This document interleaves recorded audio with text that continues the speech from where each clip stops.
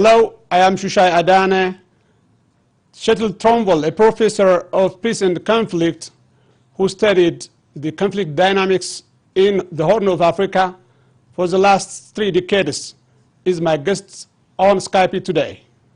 We will try to discuss on various issues on current affairs in and around Ethiopia. Stay with us. Thank you very much, Professor Tronvoll. Thank you for inviting me.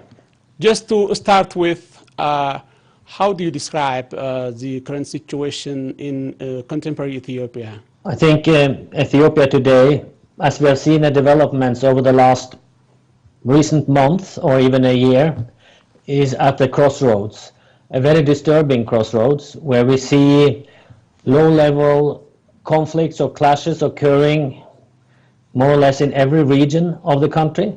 And you also see some fundamental challenges of different opinions between main political contenders, notably the federal government and the regional government of Tigray.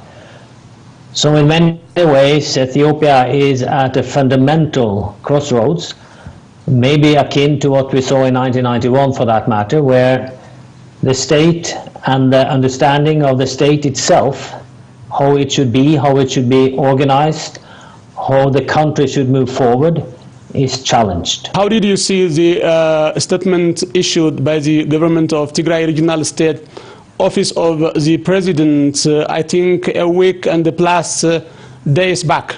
I interpret the statement as a genuine concern and a worry of the way things are developing. And of course this goes back to the breach of political relations between Addis Ababa and Mekelle, and how that relationship should be organized under the current framework. And of course, you know, making it more pertinent is the escalation of conflict rhetoric we see from both sides in this relationship. In your previous analysis on Facebook, 2 or a week before, you had expressed that the challenges for establishing overall stability in Ethiopia are enormous. What do you mean by that? Could you please elaborate that, because I think this must be backed up with evidence? Yes, I think the current situation can be analyzed on different levels of understanding. Mm-hmm. And at that different levels, you have different kind of causes for the tensions or for the conflict arising. And we see more or less now every week or every second day for that matter, you have, we receive reports of low-level atrocities and killings and clashes. Most recently today of victims of Amhara descent in Oromia region, in the western part of Oromia. Mm-hmm. Earlier you had the Somali Afar issues, you have troubles in Walaita, you have troubles with in other parts of the country. And of course the big discord between TPLF and EPRDF. It is a symptom of a much deeper problem area in Ethiopian politics, where you have a lack of accountable governance, which impedes safety and security for citizens across the country, more or less.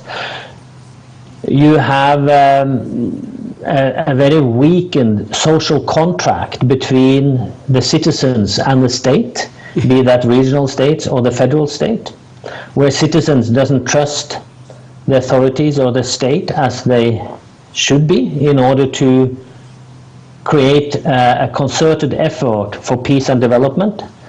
And much more fundamentally, you have deep differences of understanding of Ethiopian statehood and what Ethiopia is and what Ethiopia should be moving forward between the contending political parties in the country.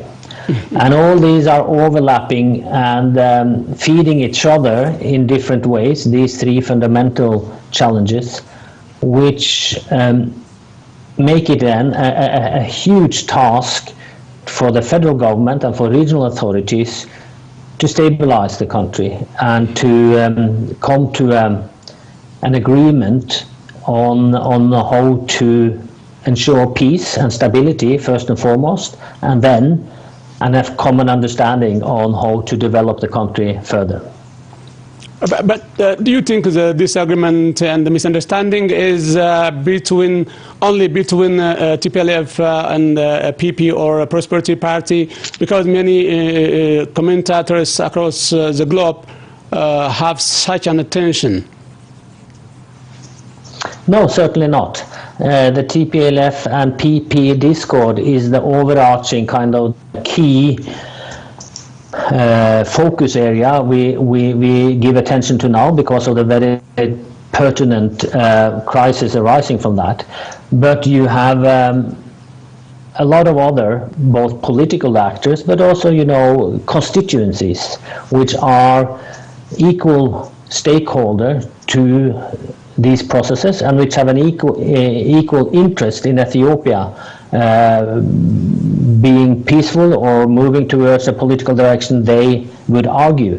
The key issues here is, as labeled by Ethiopian political actors themselves, are of course the multinationalist political parties, those, to put it very simplified, those who want to protect and implement the current constitution as is. And you have another group of political actors who have advocated or at least alluded to an interest to change or amend some of the constitutional framework, and who hold an interest of a more centralizing policy in the country. And you have various facets surrounding those two dimensions, obviously. But no, the discord we see in Ethiopia today is much broader, much deeper, much more multifaceted than only PP-TPLF. It's far beyond that. Yeah. Okay. In addition to what I said or expressed previously, you have indicated that Isaias has worked relentlessly since 1991 to undermine the coherence of the Ethiopian Federation. This is what you indicated in your analysis on Facebook last week, I think. So it would be more convincing and acceptable if you substantiated. Yes, Facebook posts are not academic articles, to make that statement first. Okay. You can read some of my books and academic articles on that topic. But just to mention a few, I had the very privilege to be the first international researcher in Eritrea after the fall of the Derg and the takeover of Asmara in 1991. And I was living in Eritrea from 91 to 93 and visited frequently many times a year doing my research until the outbreak of the new war. I have followed Eritrean politics closely for the last 30 years, although I'm not allowed to go back to Eritrea now because of my early writings of criticism against Isaias Afwerki and how the government established the new state of Eritrea in the early 1990s. And I know from a fact, and you know, it shouldn't be a secret for anyone who have followed Eritrean history and politics for the last 3-4 decades, that Isaias Afwerki personally was very much disgruntled and had intense discussions and fights with Meles Zenawi after the fall of the Derg on how the new Ethiopia should be organized. And he was from day one very critical and skeptical to the multinational federal system that EPRDF advocated and put in place. And you saw it very clearly from the outbreak of the 1998 war. Just ahead of that, I was doing research in Eritrea, and where you had comments from Isaias and his government that that also alluded to the danger as the Eritrean elite EPLF saw it of a negative spillover effect from the ethnic federal system into Eritrea. Eritrean politics and EPLF and Isaias Afwerki personally advocates a very strong nationalistic unitary ideology, which goes counter to the devolved multinational federal system Ethiopia adopted. So we have statements, for instance, from Isaias saying after or just prior to the 1998-2000 war that Ethiopia is a house of cards; it will collapse. Just give it some time. But that is what I mean by the fact that we have seen Isaias and his clique working very consciously to undermine the social fabric of Ethiopian society under the federal system. That is the antithesis to his own ideology. Hence, he would like to see that system dismantled and something else replacing it. So, do you think the current situation in Ethiopia is like a golden opportunity for him to realize his dreams? I think the current situation in Ethiopia plays into Isaias overall strategy, yes, in the sense that when Ethiopia is in turmoil internally, it is weakened also to have a leading regional role, both in the Horn of Africa, but also on the continent. Isaias has always had the aspiration to be the big brother, as they used to call him, in the Horn, and to have a leading, dominant role.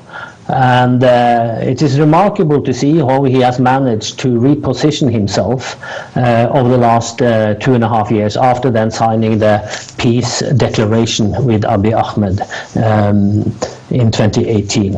That he has become a regional player.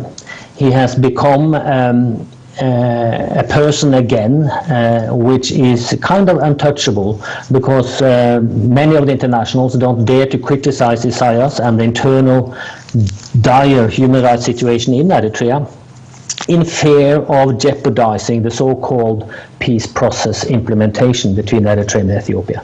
And as we know, that is not a process, it's just a declaration, and the peace is not on the ground yet, but that is stifling any kind of international criticism of Isaias and the way he is now operating. And the fact that Eritrea and Eritrean forces are again placed outside their own country, to use that term, clearly shows us that Isaias has, in a remarkable manner, managed to reposition himself as a dominant regional player once again. But why were you and are not still allowed to go to Eritrea? That's what you said. Why were you not allowed there? I started very early to publish. As I said, I was the first international academic to enter liberated Eritrea, and I started to write and publish critical assessment of Eritrea's development policies in the early 1990s, from the referendum and onwards, and which led to me getting on the radar of the elite, and then disqualifying me to renew my research permit, and then denying my re-entry to conduct research in Eritrea since the outbreak of the new war, since 2000 basically. Okay, I saw a photo of you that indicates you had gone to the Lambesa around the border between Ethiopia and Eritrea when you were here in Tigray to observe the election already held here in the regional state, right? What was the reason behind your visit to the borderline? Yeah. Well, I've had a long-term, for many years, I've collaborated closely with friends and colleagues at Mekelle University, and more recently also at Adigrat University and Aksum. And we have done joint research along the border between Eritrea and Ethiopia in Tigray on trying to understand the grassroots people-to-people reconciliation processes, which we have seen taking place over the last 4, 5, 6 years before the peace process. So me visiting Zalambesa and me visiting the border areas has been something I've been doing for the last 7, 8 years. I've been doing a lot of research in Eritrean refugee camps, both in Kassala in Sudan, but also in Tigray, in order to stay connected with Eritreans in the field, so to say, to get an understanding both of what's happening inside Eritrea, but certainly to get an understanding of the relationship between Eritrea and Tigray and Ethiopia. What are the people at the grassroots feeling, and how are their sentiments on this, in contrast to the political elite? So I will continue doing my research in that area, as together with then colleagues from Mekelle University and Adigrat and Aksum universities. So how do you observe the situation between the two peoples around the borderline? Well, it's very good that the two head of governments talk to each other and meet each other frequently. That should be a normal diplomatic activities between any two states, neighboring states. My concern is, of course, that the peace declaration, which was signed in 2018, has not been converted into new bilateral treaties. It has not been converted into a new set of trade laws, custom laws, currency laws, citizenship laws, security arrangements, and so forth. So we really don't know where the peace process is, or if it is a process at all, as I'm questioning. We know that the border is closed, and it has been closed since December 2018, just a window of about 3 months. It was open for personal people to cross on the ground. Yes, there are still flights, yes, there are still telecommunication, which is very good, but a flight a day between Addis and Asmara doesn't help people-to-people reconciliation, or doesn't create that. And that's for the political and maybe a business elite who can afford to take that, or diaspora, Eritreans, Ethiopians. So I believe that the talks between the two head of governments should be, or ought to be, much more transparent, much more open, and the agendas should be discussed by all Ethiopian people on how the new relationship between Eritrea and Ethiopia should be organized and conducted. We know that the way the relationship between Asmara and Addis were handled prior to the 1998-2000 war contributed to the misunderstandings and the confusions and the outbreak of the conflict, exactly because the relationship were personalized, it was kept outside of the official bilateral protocol, and it was kept non-transparent, which created a lot of misunderstandings and misconceptions, which again contributed to the outbreak of the war. I don't want that to happen again, and I don't think any Eritrean or any Ethiopian wants similar mistakes to happen again, to contribute to a new conflict on the border between these two countries. But do you think what you said now is what the international community knows? The level of understanding and the level of knowledge among international actors varies greatly. Most of the international actors, bilateral embassies or multilateral agencies, don't really know the details of either Eritrean or Ethiopian history or politics or actors for that matter. Yes, you have some who have invested resources into gaining that knowledge, but they are in a very limited numbers. So the complexities of the histories of these two countries, the complexities of the politics in Ethiopia, the wide span of various actors, the different ideologies, the different positionings, the different ethno-national sentiments, makes it very hard for international actors to really get to grips with the conflict dynamics in Ethiopia and the region, because you need to do your homework. You need to have read not only a couple of newspapers or articles, you need to have read dozens and dozens and dozens of books and have studied this quite in depth as a foreigner, as an outsider, to try to accumulate enough understanding and knowledge to see, put the pieces together to see some patterns of development. Okay. What do you think are the biggest concerns for the Ethiopian Federation or integrity, taking all what we have discussed so far into account? Well, the biggest problem right now is, of course, for the key actors in Addis Ababa and at the regional levels, most particularly Tigray, Amhara and Oromia region, but also the south, to come to an understanding that conflict will not solve the political discord. To legalize an answer will not solve the political discord. The only thing which can reach, the only thing through which a consensus or an agreement and understanding can be reached is through dialogue and through political dialogue, in order to see clearly where the differences are, where the similarities can be identified, where the commonalities can be identified, and then map out a strategy to go forward.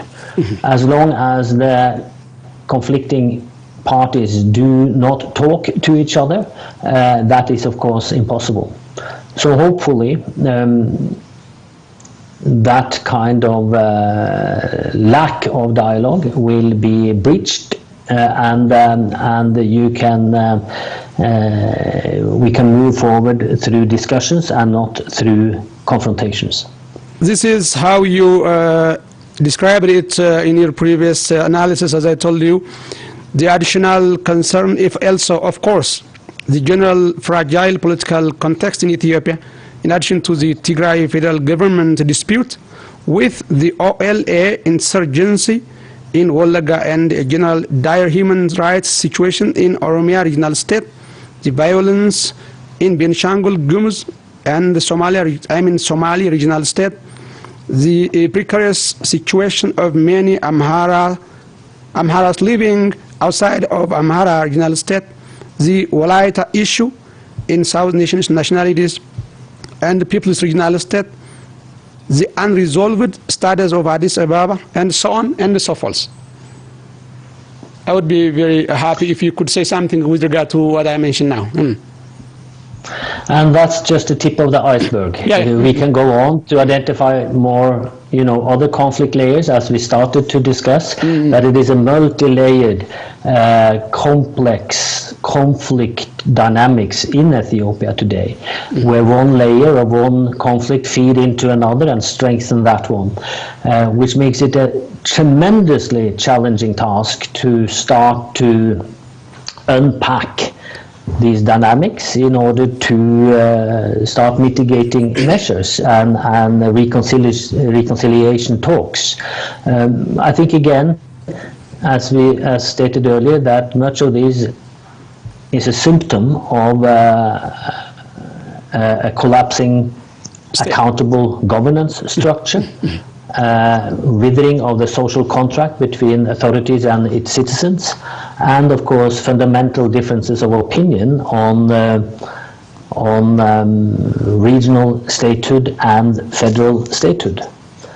And this is, I don't have any quick fix solutions to this. I don't think anyone has.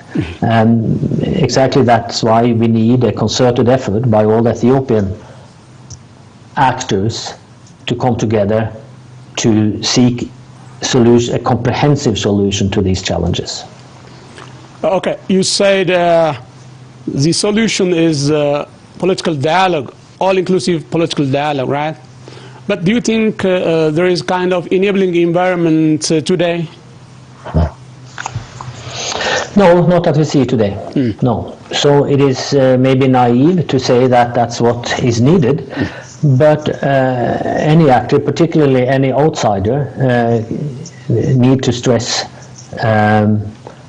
peaceful solutions to such dire dilemmas. We see, sadly enough, that in Ethiopia there seems to be more reliance on potential coercive mechanisms to solve political dilemmas. We have seen that in the history, throughout the history, also in recent modern history, that the option to use coercive means is a tool in the political toolbox in Ethiopia, and that's what I'm warning against, and I think also other international concerned bodies are warning against, that we see a trajectory now towards a confrontation, an armed confrontation, where some of these political issues will be settled, possibly be settled on the battlefield instead of around a negotiation table. Former Prime Minister Abiy Ahmed has taken quite many inhuman actions against the people of Tigray. He has, for instance, suspended the budget subsidy to Tigray. He has blocked essential equipment used to fight desert locust invasion across the regional state. In other words, he has already refused to allow the government of Tigray regional state to spray main locust breeding areas in Afar regional state. He has provided face masks and other essential equipment to all students of all member states of the Ethiopian Federation, except in Tigray. So, what do all this imply? The federal government's responses to the situation is in response to the actions also taken by the government of Tigray. Mm-hmm. And that's what I said, that it is kind of a tit-for-tat trajectory we are observing, which are escalating the situation instead of de-escalating the situation. And that's my concern and my worry, that the way it is handled now, the trajectory seems to lead only to one conclusion, and that's an armed confrontation. And I seriously doubt that neither Addis Ababa government or the federal government nor the Tigray regional government would want such an event to take place. And certainly the people of Tigray and the people of Ethiopia will not want an armed confrontation and all the suffering that entails. So these again, it's clearly that kind of tit-for-tat policies need to be broken, and you need to channel that into some kind of political dialogue instead. What negative impacts do you think all this could have on the people of Tigray?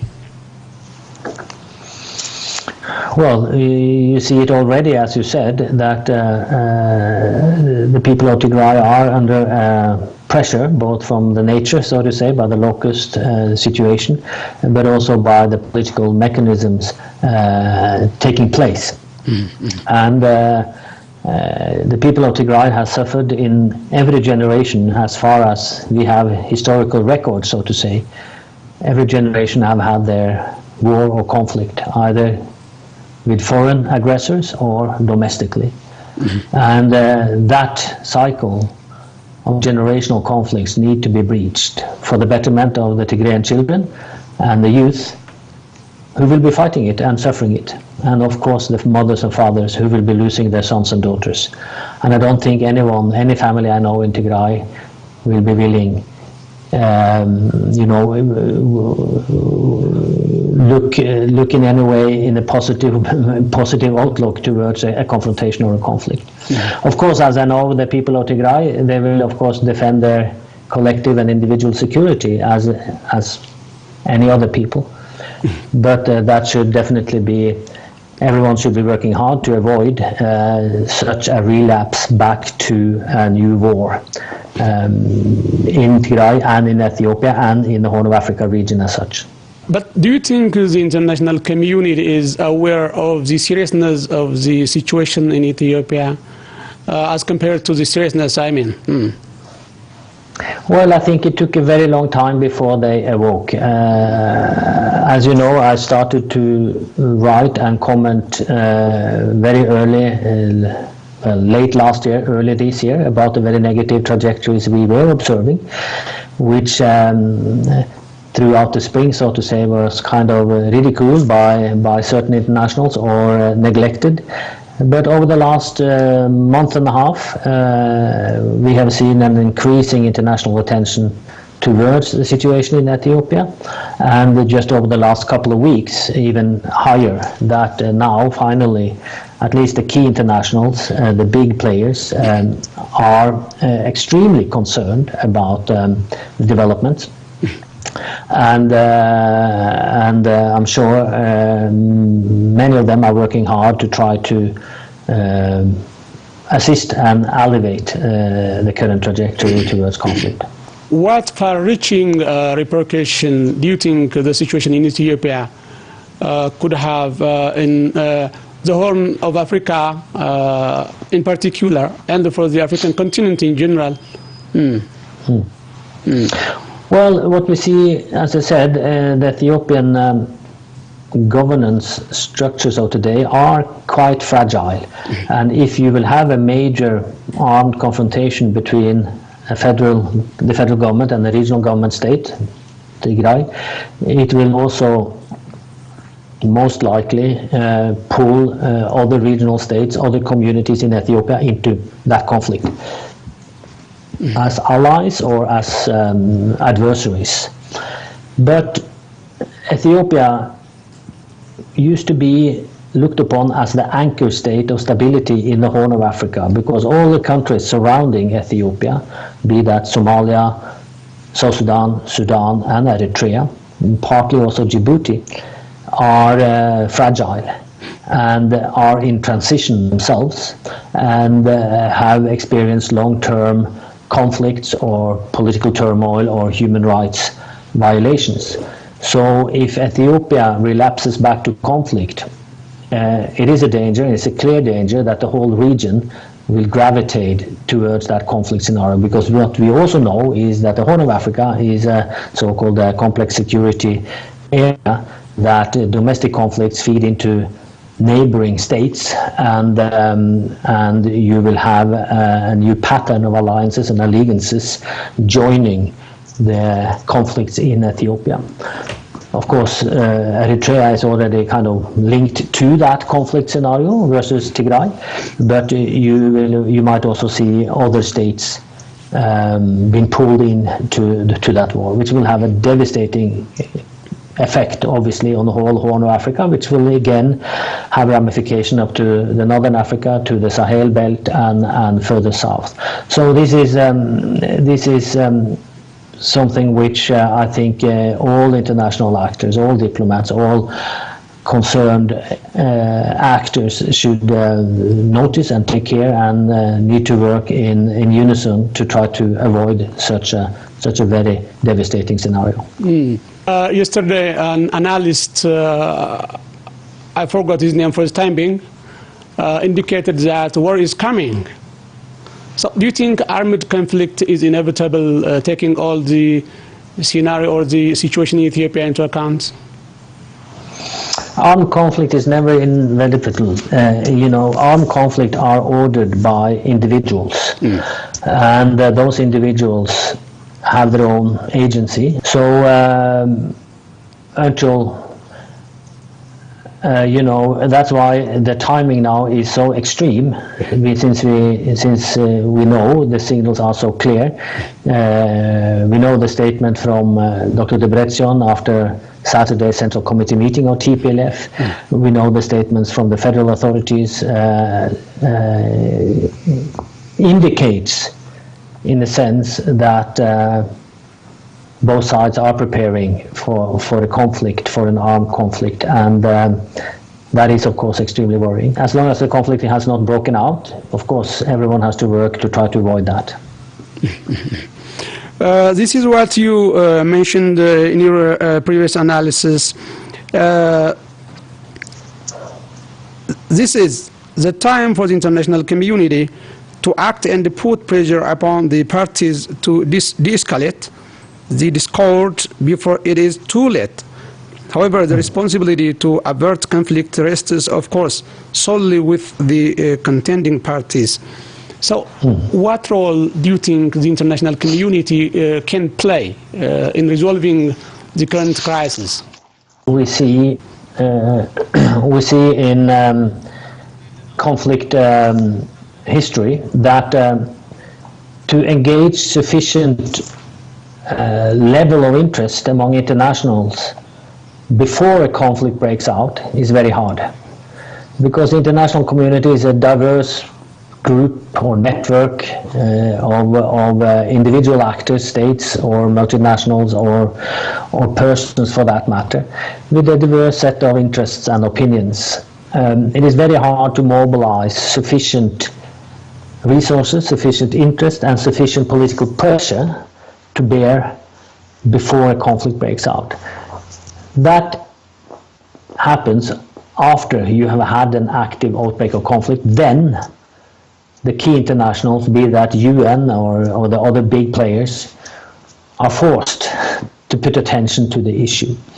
That's the reason why I came out so strongly earlier this year to warn about this negative trend we saw, in order to try to mobilize an international engagement to invest into conflict mitigation and reconciliation when it was possible, to before the situation became too polarized, before the parties were too entrenched in their positions.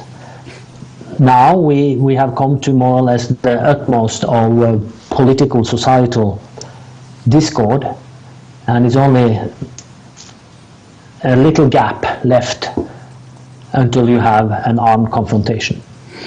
The parties have kind of exhausted the political rhetoric, and it is hard to see that situation of today being sustainable as a status quo for a long time.